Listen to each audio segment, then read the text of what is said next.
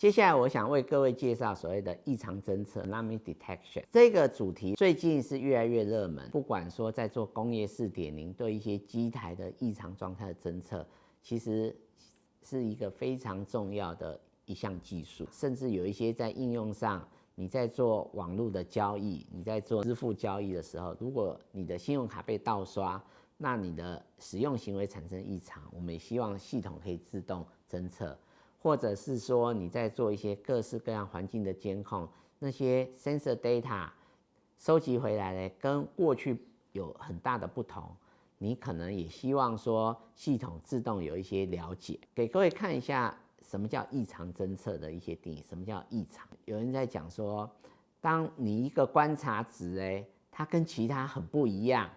让你产生怀疑，这就是一种异常。给各位一个比较鲜明的例子，曾经 NBA 一个球员 Charles Barkley， 他曾经讲说他是地表最好篮球员。记者呢其实不以为然，就问他说：“那 Michael Jordan， 这个是我们认为 NBA 的大神 ，Michael Jordan 是怎么回事 ？”Charles Barkley 他讲说，他就是一个像外星人，他是属于 outlier。它根本是表现太好，不在我们人类的考虑范围以内。当你的一个观察值跟其他的资料很不一样，你产生怀疑的时候，这个我们叫做 outlier。所以你平常收集到的资料，可能室温都在25度到30度之间，可是忽然间它下降到10度、20度之下的时候呢，你就会觉得有怀疑，那这种是一种异常。另外一种异常，我们在讲说，当我们在做资料分析的时候，如果把某些资料放进来，它会造成你的结论有巨大改变，造成你的 model 有巨大的偏移的时候，也把它叫做异常。那同样透过篮球，我们举个例子这个当然是比较早期，这叫张伯伦，因为他非常高，所以他得分就比别人容易太多。有一些篮球规则就因为它的存在而改变，像这个篮下的禁区啦、3分线等等，都是因为它的出现而有所改变。我们就认为说，像张伯伦这样的人，就像是一个 outlier。我想提几个重要的观念给各位了解，就是说在做资料分析的时候，异常侦测常常叫做稀有事件 （rare event）。rare event 事实上叫罕见嘛，你要找到这些异常的资料，其实本来就不多。但是为什么关心它呢？因为往往这些异常资料对环境、对系统的影响非常大。它虽然小小的一点点资料，可能它造成的影响是非常巨大的。举个例子来讲说，比方说罕见疾病，他在做医疗检测的时候，你如果把所有病患都当正常，这个你的正确率还是可以达到99.9%。但是呢，你的误判，你把一个患有罕见疾病的人视作正常，它造成的影响跟伤害对这个病人其实是非常大，它可以延误你的就诊时间。一般在做异常侦测，其实我们通常把它视作是一个 unsupervised learning。刚刚在我们的 machine learning 里面有介绍 supervised 跟 unsupervised， 监督式跟非监督式。anomaly detection 一般我们会比较把它倾向视作一个非监督式，而也是在我们异常侦测 IoT application 里面很重要的一个概念。右下角这张图，其实我个人非常喜欢。我们对这些罕见的 event， 就好像在干草堆里面找一根针，中文我们叫大海捞针，它非常少量，但是它却存在。这一张图另外一个意涵呢，在这干草堆上面有一堆火在烧，也就是说你在侦测、你在找寻这些异常资料的时候，你还有时间上的限制，必须要在这个火烧尽之前要把你的答案找到。这一张图其实在做资料分析是非常传神的。我们常常面临的就是时间的压迫感，比方说你要预测明天的下雨量，或明天会不会下雨。你说你有一个非常好的模型，可以100%正确预测，但是你运算的时间要10几20小时。其实当你算完的时候，那件事情已经发生，它的价值就不见了。所以不管在做 IoT 资料分析，或者是你在做所谓的机器学习、人工智慧这类的问题，你时间永远是需要考虑的。那我们先讲一个比较简单，但我们 single sensor 的异常侦测，通常有些人写程式习惯很好，他对每一个变数呢都会去做所谓的 range checking。比方说体重，你如果让使用者输入体重，他如果输入负的数字的时候，系统就会告诉你说，这体重这栏位一定要是一个大于0的数字。那这一般我们叫做 range checking。今天呢，你可以想象说，所谓 IoT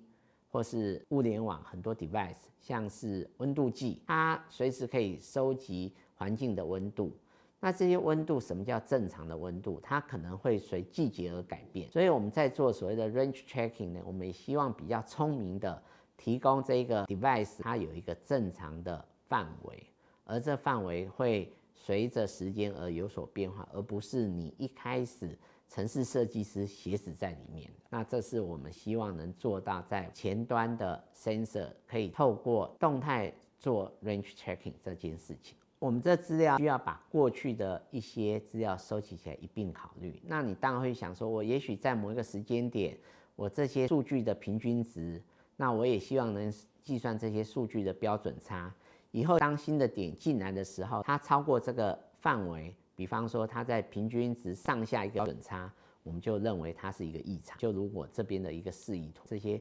跑出去红色虚线的范围，我们就称作它是异常点。那这个红色虚线事实上是可以根据时间而有所改变，所以你可以看到它有一些它的高低起伏。而这蓝色的线就好像是这一个 end device 它实际收集到的资料点。算这些东西，请各位记得，我们讲说这个物联网的 device、IoT device， 它这 end device 它的记忆体空间很小，我们不可能把说这个 sensor 或者 device 一上线，它所有的资料我们不断的收集，都存在这一个 end device。我们必须要把这些资料做一些有效率的，你要讲说 summarization 也好，或者找它的有代表性的统计量也好，这些东西大家可以想到的，可能是我可不可以去计算说某一个时间点、某一个时间范围里面的它的平均值，在某一个范围里面它的标准差。所以我们就把这个 sensor 的读值，把它想成是一个随机变数。那你不同的时间点读到的这些 number 就是你的观察值。那你如果想要算到时间 t 累积下面的平均数，其实很好算，就把你读到的东西全部加总起来除以个数。变异数就把你的每一个读值跟它的平均值相减，取平方，再取一次平均。那这个是基本的平均值跟变异数的一个计算。如果再有一个新的点进来，假设你到这个时间点 t， 你已经算好它的平均值，接下来你又有一个新的点叫 xt+1 跑进来，我想每个人不会说我要重新从 x1 一直加到 xt+1， 全部加起来再除以 t+1。你可能会去想说，我已经有一个到时间点 t 的平均值了，那新的点进来的时候，我要算全部的平均，我可以把这个累计到时间点 t 的平均值，我叫它 mt 乘上这个小 t 倍，再跟现在 xt+1 加总起来，然后我把它除以 t+1， 这样我就可以很快的，我只要记得两个 number mt 跟新进来的点，还有我累积的时间，我就可以算 mt+1， 我不需要把所有资料都记在我的 memory space 里面，所以这个会大幅降低记忆体的使用，同时也降低你的运算的次数。那这个大概不难理解。可是呢，如果各位看我们的变异数的公式，它新的点进来，要它跟所有的更新过的平均值相减取平均，那这好像要把过去的一些数据全部记在一起，我们才有办法达到这个目的。可如果大家记得，在几率里面，我们讲说一个变异数，我简单一个口诀，它是平方的期望值减掉期望值的平方。那这里的期望值呢，就是这里的 mt+1。这个刚刚讲了，只要记得 mt， 新的点进来，我就可以算 mt+1， 我不需要把过去的资料记住。同样的，平方的期望值，如果你在过去在计算上，你知道要把这个平方的期望值也算下来的时候，你在做变异数的运算就不需要把过去的所有资料都记起来。那这是一个非常简单的技巧。